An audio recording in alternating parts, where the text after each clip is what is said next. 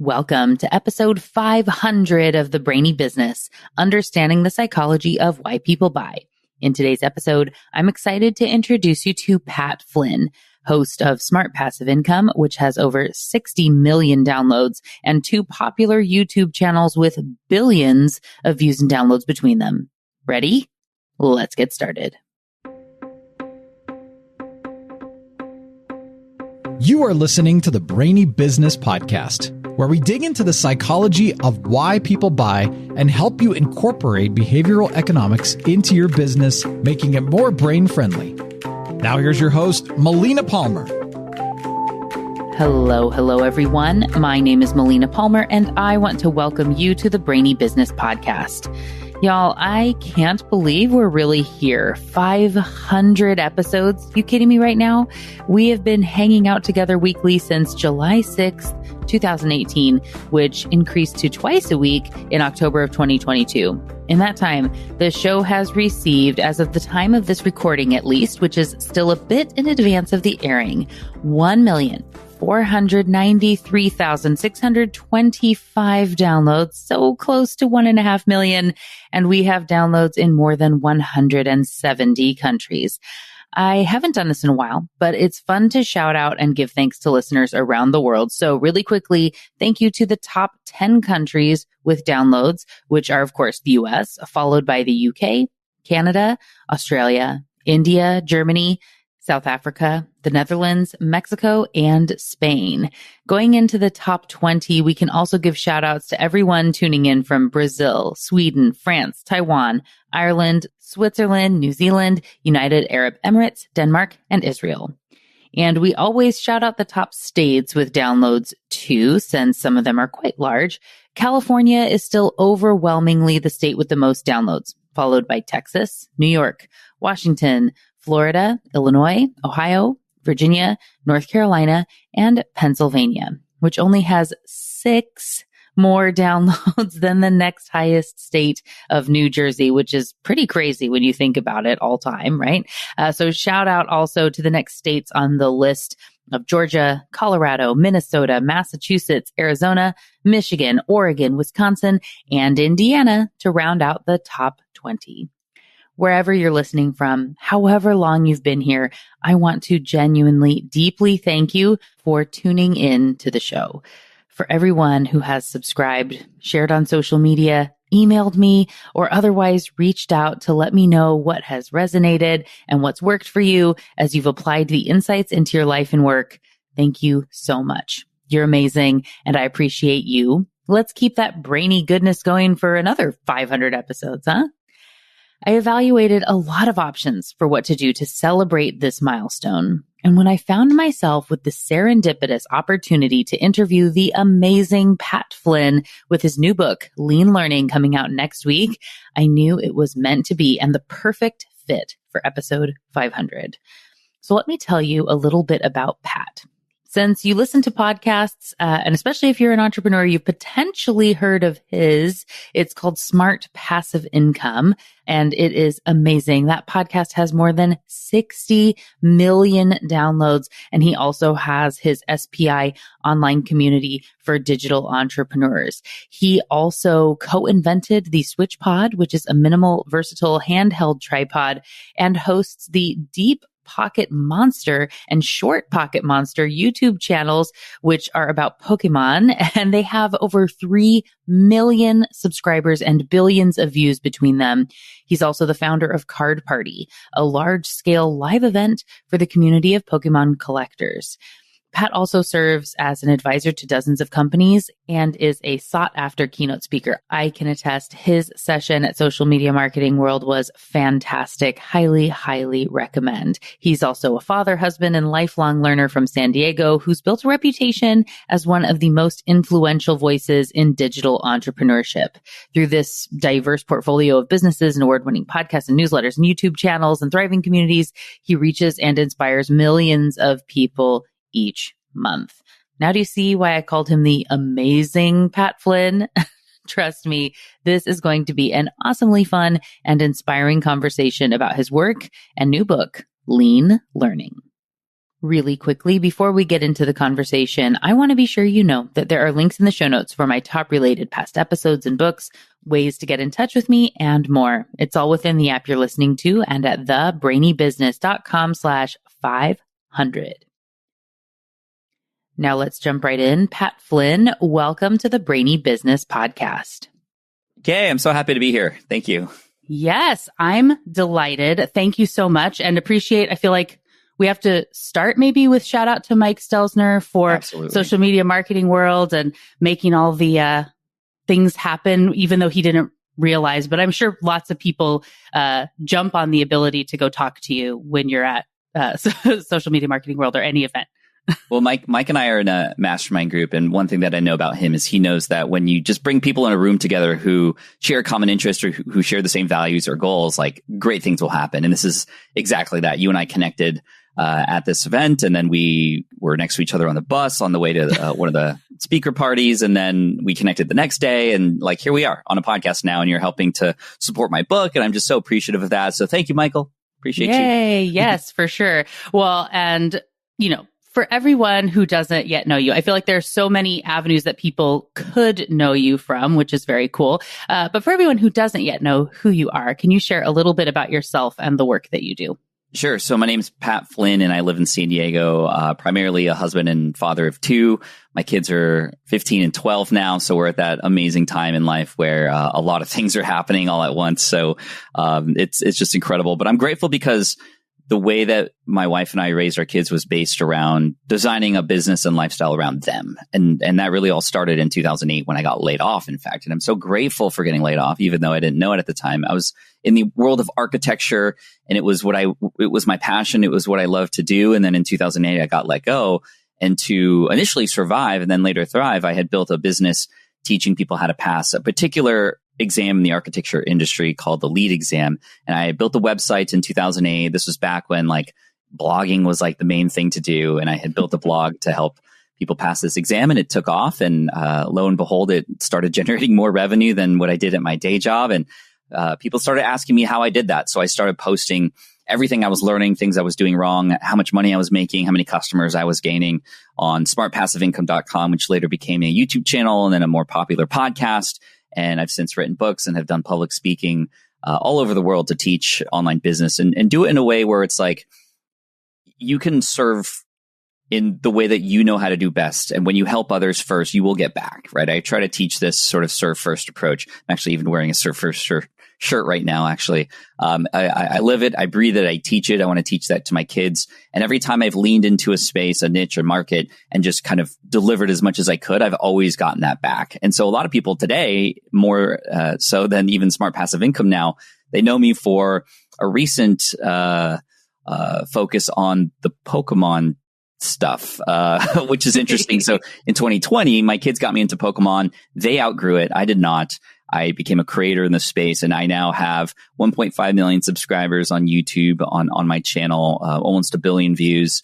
And then I host a couple live events, speaking of live events, called Card Party each year. And this year we have an estimated 6,000 Pokemon nerds coming to enjoy each other's company and buy, sell, trade, have fun, that sort of thing. So I do a lot of things. And, my book, Lean Learning, is a really a response to a lot of people who've asked me, like, how are you just learning how to do all these new different things so quickly, right? I invented something in 2019 called the SwitchPod. It was a tripod, which I have right here. And I had never invented anything before, but I have this process, this framework of approaching things that allows me to move rather quickly and acquire skills quite fast. And, all while the purpose of doing it is just to help others faster and help others better. And it's not perfect. I make a lot of mistakes, but I've learned to embrace those mistakes along the way versus try to shy away from them. So if anybody asks me, like, what do you do, Pat? Like, I have to go through the whole thing again. And my wife rolls her eyes. She goes, okay, here we go. He's going to go through the whole story again. So it's a lot. And I also feel like it's just the beginning. Like, everything that I've learned has led itself into performing well into the next thing, into the next thing, into the next thing. So who knows where the next thing is, but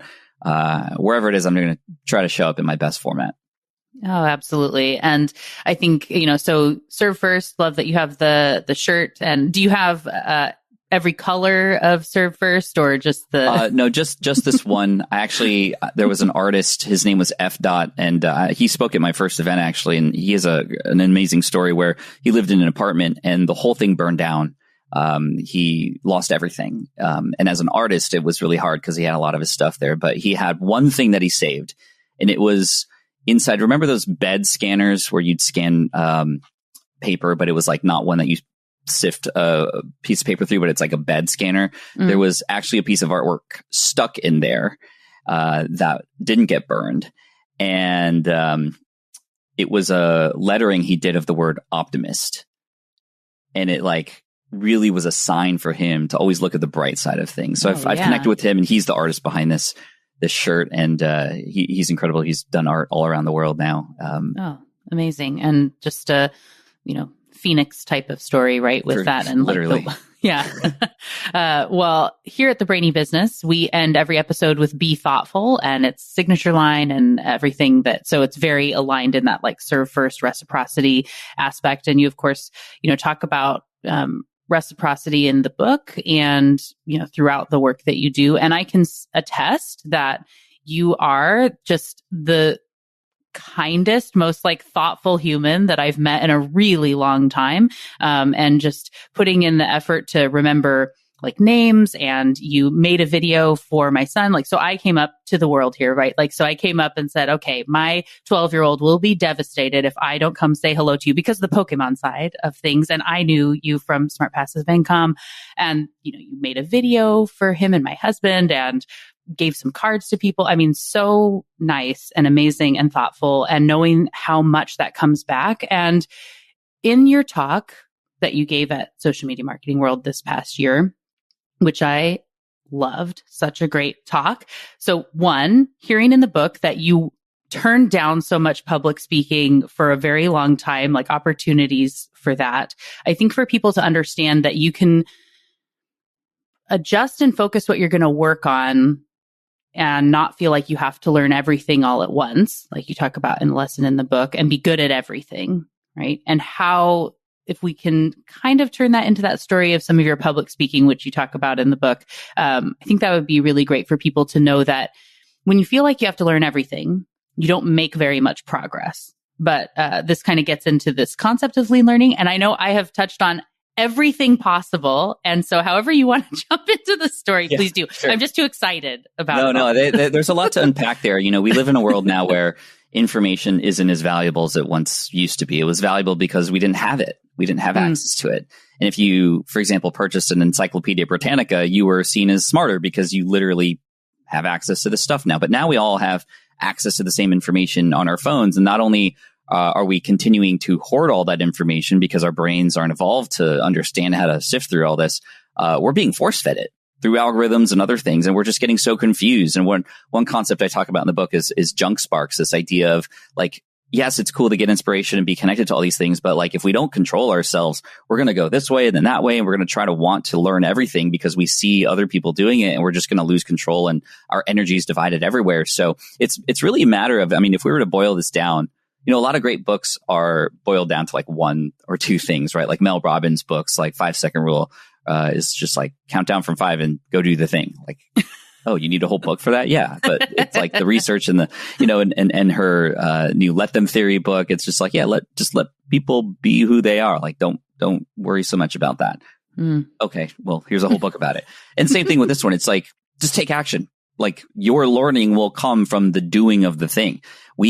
If you look at like a pie graph that includes all the things there is to know about a certain topic, there's only a sliver of that you need to take that first step. And all the learning will come from you doing the thing and trusting the fact that there are plentiful resources for you when you hit that next step, when you hit that next, that next rung in the ladder.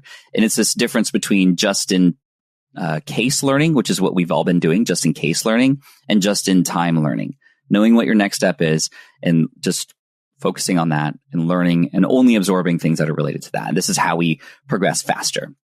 So going back to the public speaking, this is was a huge deal for me because I turned down every talk in the beginning. I was getting very popular as a blogger and podcaster, and people wanted me to come on their stages to speak. And I said no immediately because I was deathly afraid of going up in front of people in person, until 2011 came by, and my friend Philip Taylor, who was launching an event called FinCon, a very popular event, the Financial Blogger Conference. And he was like, Pat, I need your help. I would love for you to come and do a little breakout session. It'll just be for like 30 or 40 people. And I'd love for you to show up. I know you don't normally speak, but this would be a huge favor to me. And I think it would be great for you. You know, he was a champion of me and my work and my life. And he knew that I could grow as a speaker if I just, had the chance to. And he was giving me that chance, and I wanted to help him out. So I said yes.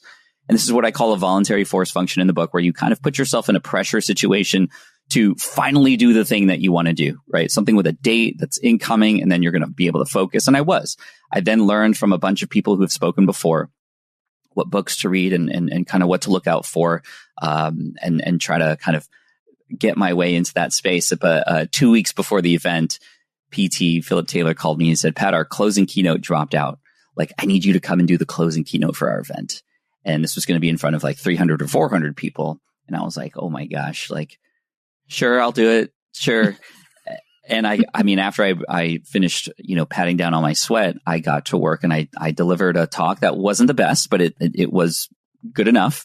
And since then I've spoken, I think, on 350 different stages. I've gotten over $1 million in speaking fees. And it all started because I put myself in that situation, and I got some help and also encouragement from others along the way, which is all key. But it wasn't something that I learned in the beginning with everything else, right? If you look at my chronological order of how I did things, 2008 was the blog.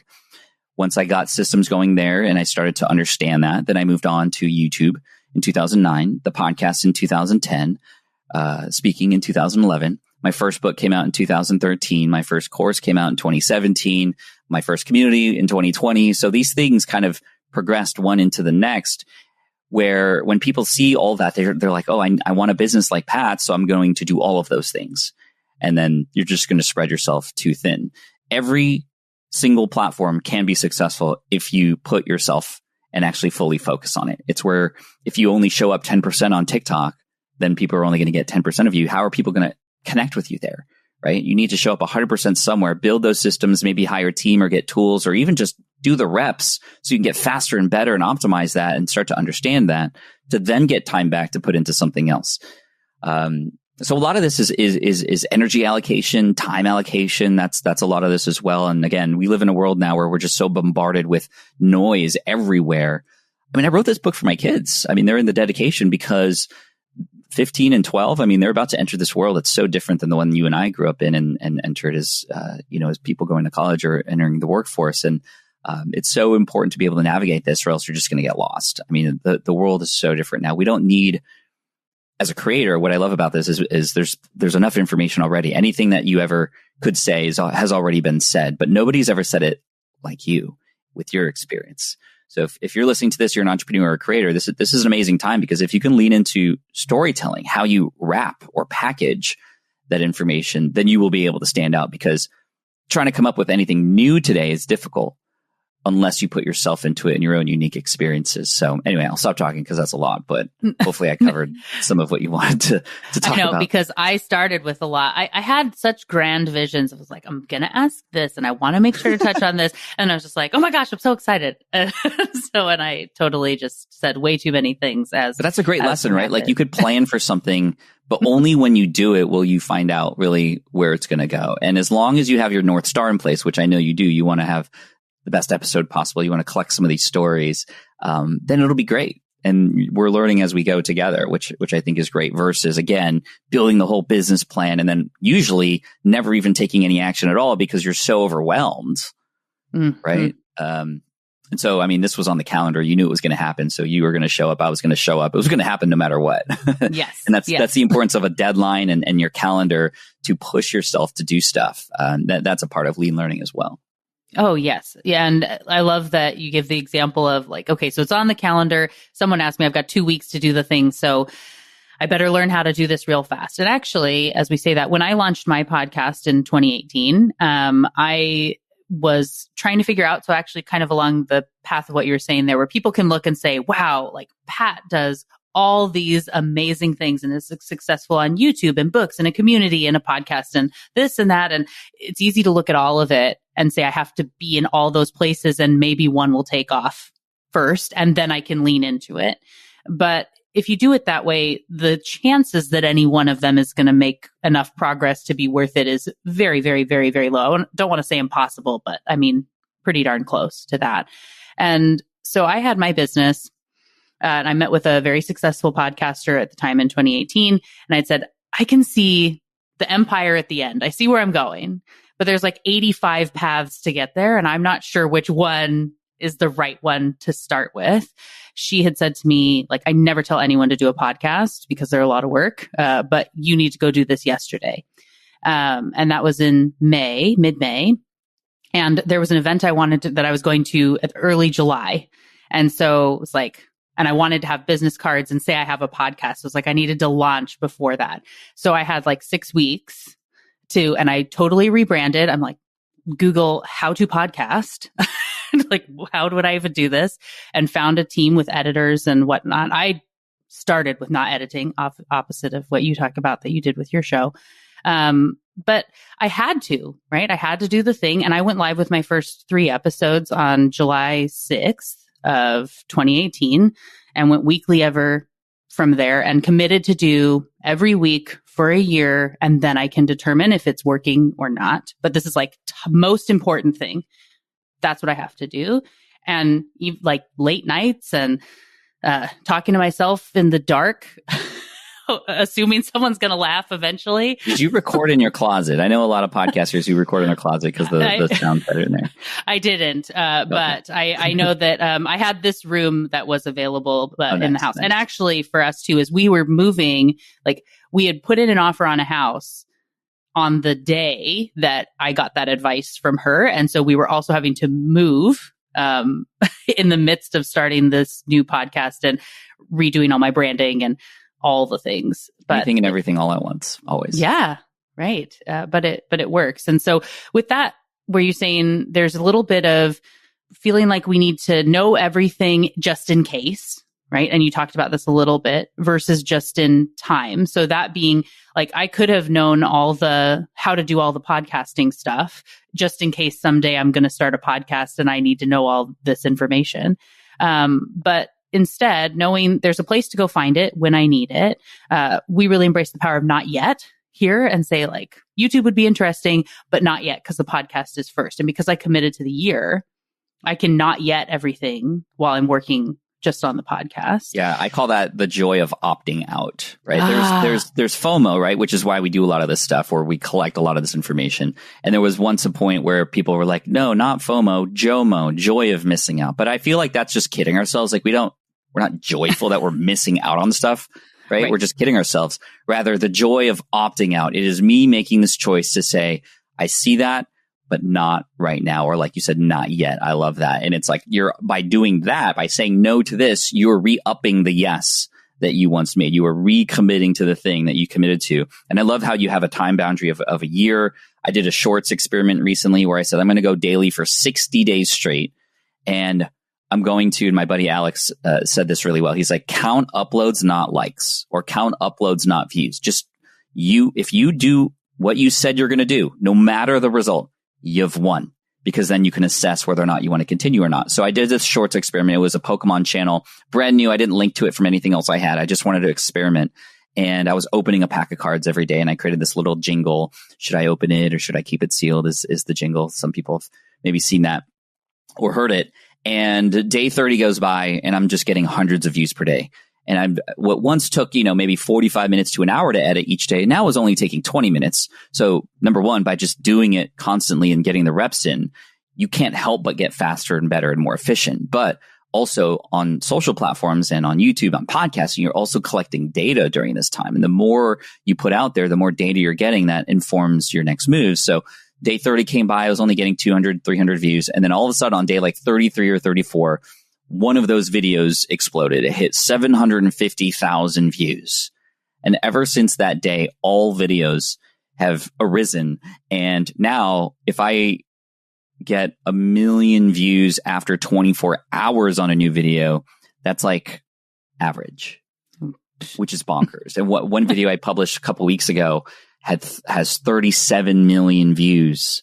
Melina, that is more than anything that I've ever created in my entire life. And it took 15 minutes to create because, again, I've gone through the reps and I know the process. I have the same jingle and a master template file because I've become very efficient with this. And now across TikTok, Instagram, and Reels, these videos have nearly 2 billion views, have now a 5-figure income just on their own from ads and brand sponsorships. And it's allowed me to connect and collab with people who I never thought I'd be able to do. And because I did a 60-day experiment and I said I was going to do it and I stuck with it. So kudos to you for sticking with your podcast. Congrats on episode 500. Yay. A lot can happen when you focus. Yes. Yeah, absolutely. So congrats to you as well. Thank you, amazing. And glad you opened it and didn't keep it sealed. I don't know exactly how that'll tie in with the... Yeah. My wife would say otherwise. Just like, sometimes you should just keep your mouth sealed and shouldn't open it. That's so funny. So what advice do you give to people to help them to prioritize? So in my case, I had a guru that had a very successful podcast that said, you should do this. Like, I never tell people, but you need to, was what she said to me, right? Because they saw something in you, right? Yeah. And that was that permission to like jump in and say, well, like, Natalie said, so I should go do that thing, right? And I've shouted her out before, Natalie Ekdahl of the Biz Chicks podcast, but that said, you should go do that thing, right? And I think a lot of times people are waiting for someone to say they should lean into something.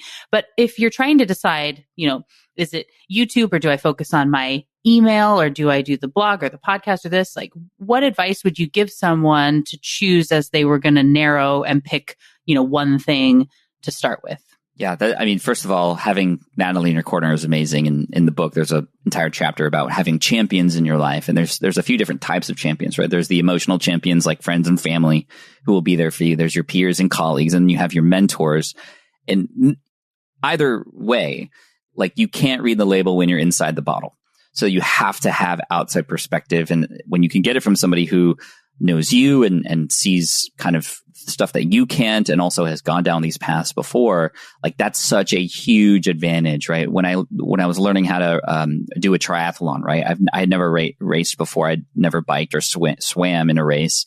I've done runs, but I found a person who had done triathlons to coach me, so I wouldn't A, injure myself, but B, I can just get to that result faster. And I had a race coming up in 6 months, voluntary force function. So in terms of understanding what to do, a lot of it is related to, well, what have other people done or seen before that they can point me in this direction and give me permission. When I coach a lot of people, a lot of times they answer the response I get after I coach and ask questions is like, yeah, I know. Thank you for letting me know. I'll go do that thing that I knew I was going to do anyway. I just needed somebody to tell me. Right. Yeah. Like you're saying. Other times we have so much on our plate currently. This is a common problem. We need to lay it all out. Right. And if you take a Post-it note or a pack of Post-it notes, which I always have handy, and you just start writing down all the things you do, like even maybe today for the next 12 hours or as you work, write down every little action that you take. And you're going to start to see this collection of Post-it notes kind of pile up, and you're going to start to go, oh my gosh, like, I do all this stuff. And then you can actually go into the sea of Post-it notes that you have, look around and go, okay, what is necessary here and what is not necessary? Right. So before you start seeing what to do next, ask yourself, what can you stop doing first? This way we don't just add more time on top of time that we're already using, but we actually reallocate certain time that we have elsewhere that might not be important. And that's a big thing, right? We just usually default to what should I do next versus what should I stop first? That's a huge sort of mindset shift. And it just takes a little practice. It takes some understanding, and maybe hearing it today on the podcast, it'll open up some more time for you. And then asking yourself, like, what is the highest leverage thing that would A, help me get results that I want, but B, that I could stick with, right? Those don't always match up. And it's important to try to find the thing that does, or make a compromise or negotiation so that those Venn diagrams overlap, because the highest leverage thing might be the thing you dread the most, in which case you're never going to do it. But also you might love doing something that doesn't move the needle at all. And so again, you need to try to find that happy medium. And again, doing kind of like what you and I did, which is say, okay, here's what I'm going to do. Here's my hypothesis that if I stick with this for X number of days, that it's going to work. And here's what it would look like if it did. And then just clear the runway for that, right? And get those reps in and do it so that you can learn and kind of adjust or persist or pivot, as I say, into it. So, a lot of times we don't end up where we thought we would, but it wouldn't have gotten to there if you hadn't at least taken that first step and made a decision. In many cases, actually, with a lot of my students, when they have like decisions on where to go, we literally just flip a coin or a dartboard kind of situation, because you just need to move, right? As you kind of like wait every day to decide whether this is good or not, like none of it's good if nothing happens, right? So action over kind of consumption, really. Yeah. There's actually a lot of scientific research into that. And especially so in a decision from something like the coin flip, where it feels like it's that like the sign from the universe that it was the thing I was supposed to do, people will like lean into it harder. Whereas if you made a choice and you have that, it's called the counterfactual thinking of the like what ifs and why didn't I and if only and this, that you can kind of get stuck in your own way if you make a choice and you could go back to the other thing, that you will kind of just ruminate and dwell in a way that's not great. But even if you flip the coin and you could have done anything else, but you just like go into it, you will be more likely to be committed to it in a lot of cases and actually feel better about what you're doing, especially if you're the type of person that kind of believes in that like sign from the universe sort of approach. Yeah. And sometimes that's the right way to go about it. Like your gut feeling, as they say. Mm-hmm. Right. And a lot of times our first gut feeling is often the right feeling. Right. But again, that combined with champions and people who will hold you accountable and look out for you, combined with knowing that those resources for the next step is available. I mean, as long as you keep going, you're pretty much guaranteed to get to a point that is way beyond where you are now. It's just a matter of, like you said, make a decision, get the right help and guidance, have those sort of guardrails into place, not yet to this, not yet to that, and give yourself a chance. And great things will happen, right? You're kind of placing a bet. It's never guaranteed, but you're stacking the cards in your favor as much as possible so that when you place that bet, things are likely to kind of return for you, versus what a lot of us doing is we're kind of placing bets without even looking at our cards. We're just kind of playing poker blindly. Yeah. One of the things I say in my first book is like understanding behavioral economics makes it to where you can at least be throwing darts where everyone else is just throwing noodles at the wall. Yeah. Oh, that's good. Plus, it's a waste of food. Like, don't do that. Oh, I know. Don't do that. I mean, we need those noodles.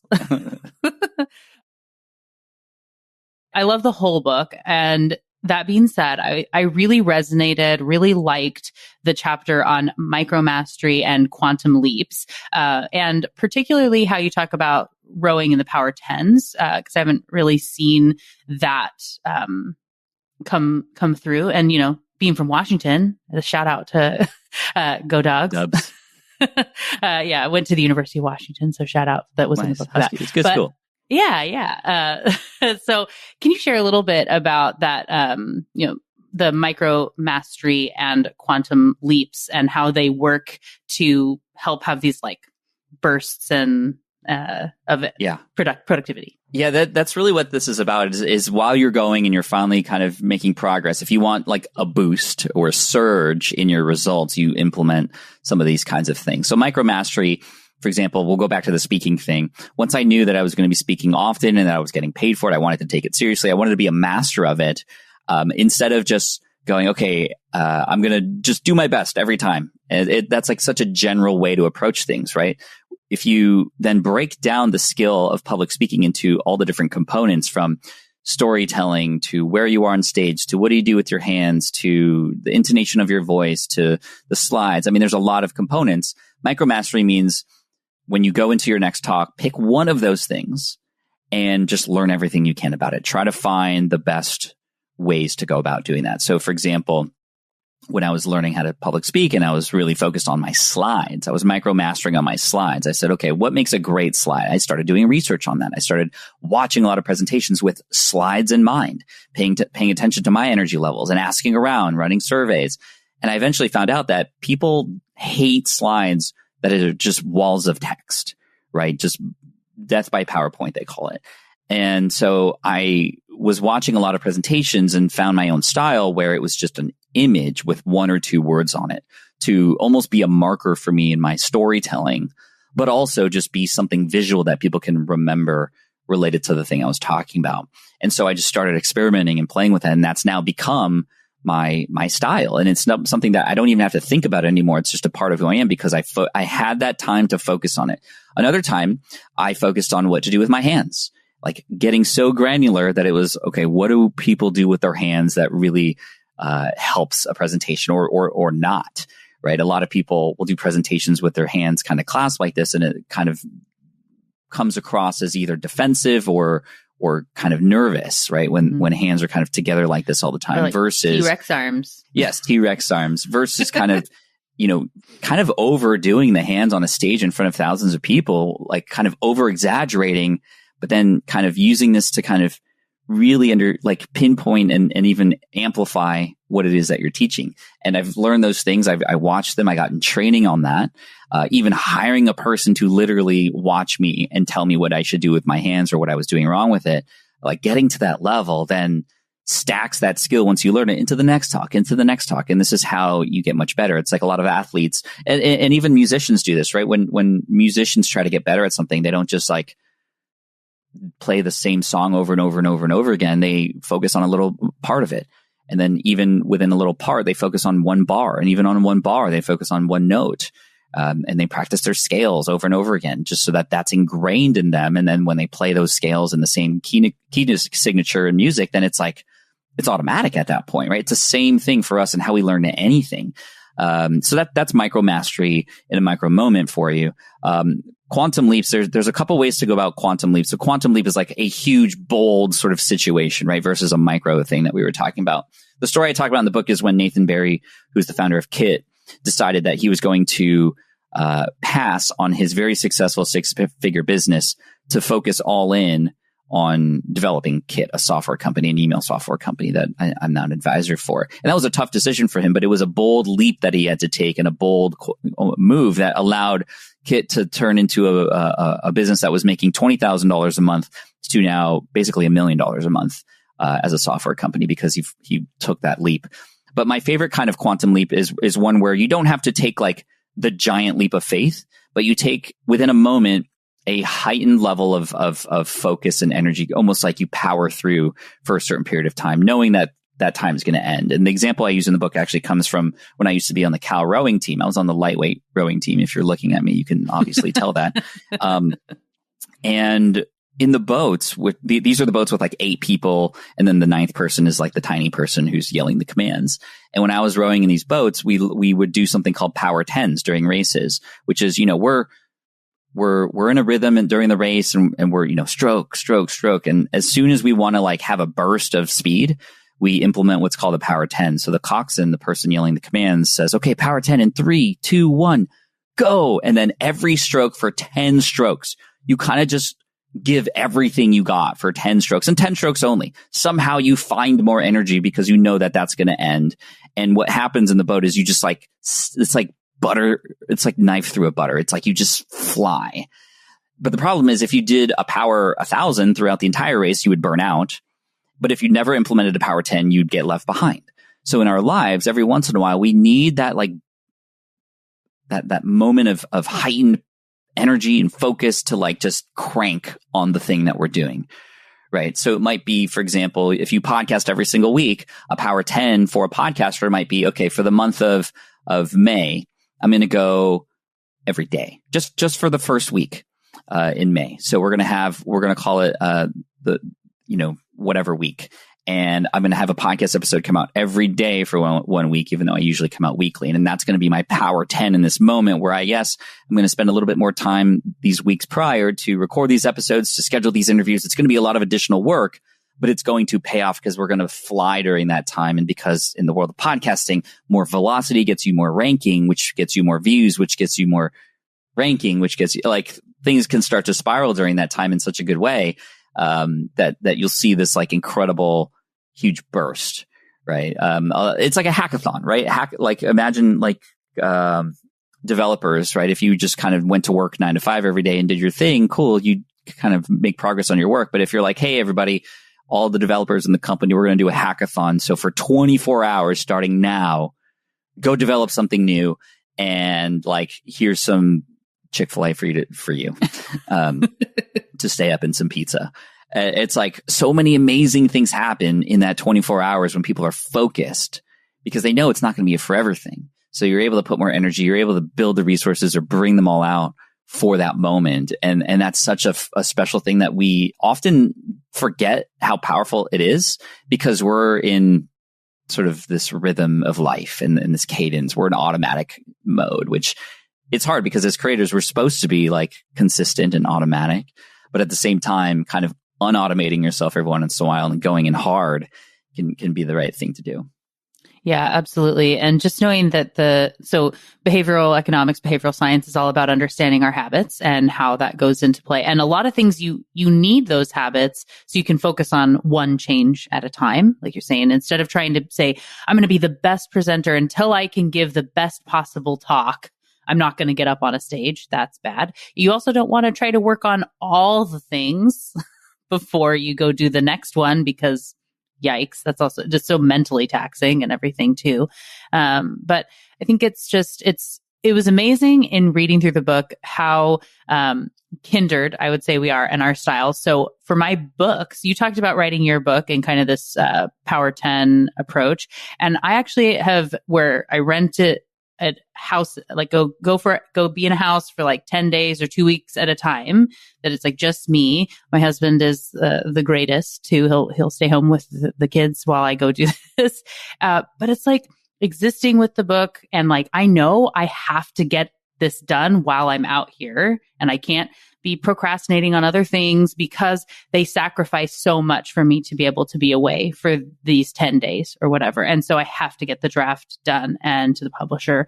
And then I can just exist with it. And if I feel like I want to write until 11 o'clock at night, cool. If I need to take a nap, awesome. If I want to go for a walk, okay. Cause it's just me and my own time and living with that book. And so sounds like you had kind of a similar process, but not actually stepping away. No, I mean, you have to know what works for you, right? And it's like diets. Every diet works differently for different people. And it takes trial and error. And I love, and you're not the first person I've heard to kind of like lock themselves in a cabin to write and come up with amazing stuff. But whereas me, it's like my productive area is right here in this office. So my door was locked most of the day. And again, same thing, communicating with my wife and letting her know, hey, for the next 2 weeks, I'm pretty much going to be MIA. I mean, I'll be here in the house and, we'll have dinner together, but I'm going to be hunkered down. And hopefully we'll have something to look forward to on the other side of that. And, it's again, like so many amazing things happen when you have that level of focus where nothing else matters. And you have that pressure, like you said, too, like, you're not going to be there forever. So you make it work. And I think that's, again, something that we forget about when we live in sort of the day to day. Different people will have different amounts of time and access, and we kind of have to, again, find what works for you. Like this is a version of a Power 10. It's NaNoWriMo, National Novel Writers Month. Every November, writers, usually fiction writers, although nonfiction as well, will use just the month of November to write an entire book from scratch. And this is like a cultish kind of club thing that has now kind of come about. And in 2018, I used the month of November to write my previous book, Superfans. I just wrote it in that entire month. Great and book. It was like, it's especially when it's like other people are doing it with you, kind of, and you don't want to be like last. There's a lot of, again, psychological factors that come into play with this.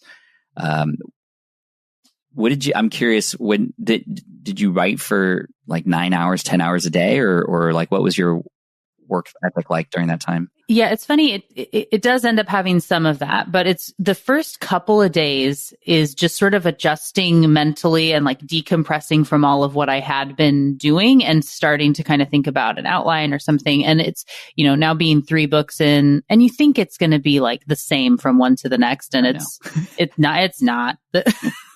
Like I have a process and then all the books will be the same and they're all completely different. But, I've taken to picking up like whatever feels like an easy thing to go in and work on right now. I'm going to jump in and just do that thing and write it, even if it's in chapter 12 or, whatever else.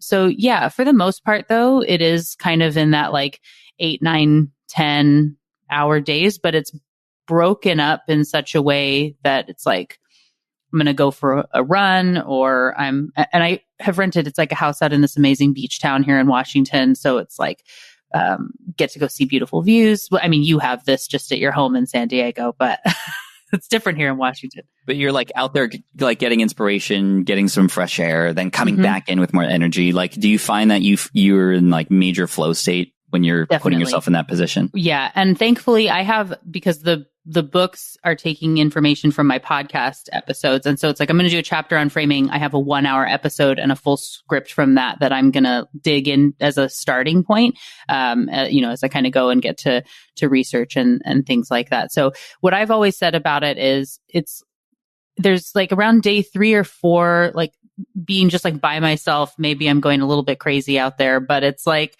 the book becomes this like tangible thing that it's more like I can experience and see like, okay, this shouldn't be over here. I want to move it to this place. Like I can just exist within it in a way that you don't when it's kind of choppy and being like mom and wife and like all this stuff at home. Yeah. Love it. Yeah. So you practice lean learning. I love it. It's great. Oh, for sure. Like so I had said like, I want to have you on the podcast no matter what. You then had mentioned, I have this book coming out. I'm like, cool, amazing. That means you're open to talking to me. Like whatever the book is, I know it'll be amazing. And then when I saw your presentation and looked and saw it's lean learning and what it's about, I said, like this is obviously such a great fit with everything that we talk about. So serendipity is the name of the game. As we go to wrap up the conversation, what is one like last thing that you think is like so important if you could share with people for them to keep in mind or think about, do next? One big thing I had to unlearn was that I had to be perfect at everything. I mean, I grew up in a household where I would come home with like a 95% on my math test and immediately I'd be asked what happened to the other 5%. And then I'd sit down and basically get tutored by my parents for the next 5 hours and probably cry most of the time because of it. So I never really thought that anything else mattered other than 100% perfection all the time. And it wasn't until I got laid off and started building my business that I realized like the only way that I was making progress was that when I was actually making mistakes. And so I've now learned to embrace the mistakes and actually try to fail faster, get to that failure point faster, because true failure is giving up. But those mistakes that you make are the guideposts for you on the way to whatever it is, right? I mean, imagine a golfer, and I talk about golf quite a bit in the book because I had a couple people who were completely different when it came to their learning. A buddy of mine, Terry, he was subscribed to every golf magazine. He watched all golf programs, and he even had like a putter in his office, one of those ones that like return the ball to you. He was terrible. He was absolutely terrible. No offense, Terry. But he just overlearned. He was learning from 100 different sources a week. And as a result, just nothing was working. And George, who was my project manager, he just learned from, again, a coach or a mentor and just made small adjustments every time in his putting. He would micromaster on that and he would micromaster on his driver, all this kind of stuff to help him literally become a scratch golfer. And he wasn't anybody who golfed when he was in college or anything like that. So it was pretty amazing to see. And of course, I've adopted that style as well. But he did teach me that the way to learn is just to do, to get the right information, but then do. And I mean, there's a point at which information can slow you down. So like, let's just move forward and embrace those mistakes along the way, because those will be your guideposts to success. Awesome. Well, thank you for that wonderful advice. I don't typically do these like fast questions, but I feel like I have to ask at least one, which is the best Back to the Future movie? Number one. Ooh. I knew you were going to ask that. I knew you were going to ask that because I know you're a fan too. They're all great for different reasons. Like, I love it so much. It's some of the best storytelling ever. But number one, just the classic is great. Number two did a good job. And I mean, they're all great. That's almost an unfair question to ask, but no. I know that I know I told you, before we started recording that I've always said, and people will be surprised because I actually haven't really talked about Back to the Future much. I talk about Harry Potter because I love Harry Potter, but like when I was sick, and you have like your go-to movie, and I would watch the Back to the Future trilogy, and it's like, you have to watch all three movies, right? That you're going to sit down and watch them all. And so when people would ask my favorite movie, I always say the Back to the Future trilogy because I feel like it's just one story. But if I had to pick, actually, I think the third one is my favorite. And I know that's an unpopular opinion. Most people kind of tune out by that point, I think, but I love it. The history or something. I like that one too, because it just and the train seamlessly wraps all the stories together, right? Mm-hmm. Like, it's so smart.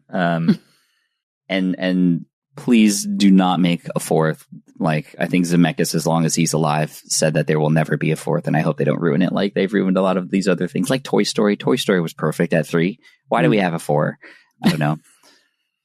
As much as I love, was it Forky? Oh yeah, Forky's pretty fun. Yeah, Forky's cool, but like the story at the end of 3 is perfect. Yeah, so many have such good story arcs there. Perfect. And I know, but what's your favorite or what's the best Pokemon? Well, I have a couple of my favorites. Houndoom is one of them. It's like a dog with like fire and stuff. And then Miltank is the other one. And Miltank is I guess we'll finish here.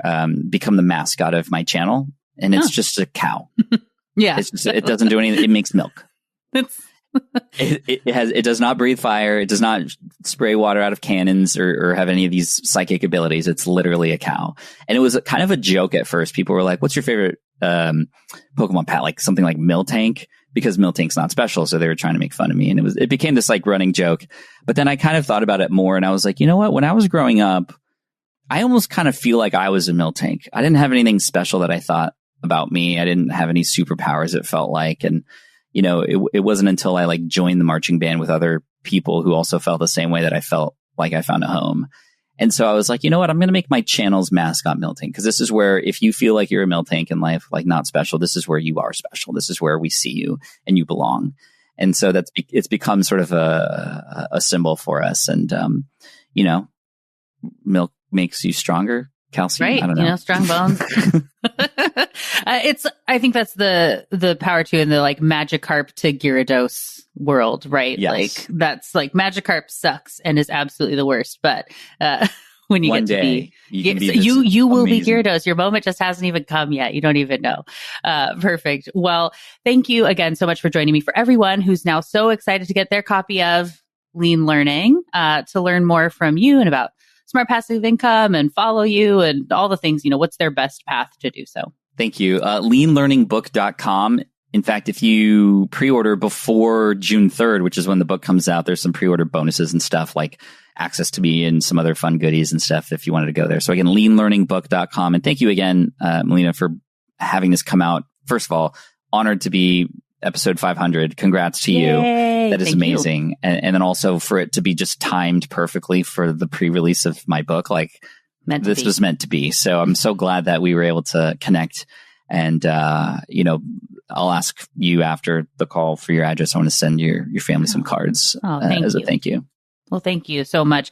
As I already said, you are such a kind, wonderful, generous person. For everyone who's listening, since this is coming out just before the book comes out, go to leanlearningbook.com to get your copy and all the bonus stuff. Whatever's there, support Pat. He's amazing. Thanks so much for joining me on the show. Thank you. Thank you again to Pat Flynn for joining me on the show today. What got your brain buzzing in today's conversation? For me, this milestone moment brought such a powerful reminder. You don't have to know everything to get started. In fact, it's often better if you don't. Pat's idea of just-in-time learning instead of just-in-case learning, trusting that you know enough to begin and being able to learn more as you go is something I hope you take to heart. Whether you're launching a podcast, writing a book, or trying something totally new, taking action is the most brain-friendly way to move forward. I also loved what Pat shared about the joy of opting out. In a world filled with inspiration overload, choosing where not to focus is just as important as choosing where you do, maybe even more important. That discipline, giving yourself permission to focus fully on one thing at a time, is how real momentum happens, and something you've definitely heard me talk about in my TEDx talk, There's Nothing Magical About Monday. So, what's one thing you've been waiting to start because you didn't feel ready yet? I'd love to hear about it. Come share it with me on social media. You'll find me as The Brainy Biz pretty much everywhere and as Melina Palmer on LinkedIn. And of course, since we're celebrating episode 500, it would mean so much to me if you'd mark the moment by sharing this episode with a friend, subscribing to the podcast, leaving a review, or all of the above. There are links in the show notes to make it easy, as well as links to my top related past episodes and books, including Lean Learning, ways to get in touch with myself and follow Pat, and more. And if you're listening to this the week it comes out, be extra sure to go order your copy before June 3rd so you can get those awesome bonuses that Pat mentioned. Links to make it easy are waiting for you, all that in the app you're listening to and at thebrainybusiness.com/500. And thank you again to Pat Flynn for joining me on the show today. It was delightful to chat with and learn from you. Join me next time for another Brainy episode of the Brainy Business Podcast. It's going to be a lot of fun. You don't want to miss it. Until then, thanks again for listening and learning with me. And remember to be thoughtful. Thank you for listening to the Brainy Business Podcast. Melina offers virtual strategy sessions, workshops, and other services to help businesses be more brain-friendly. For more free resources, visit thebrainybusiness.com.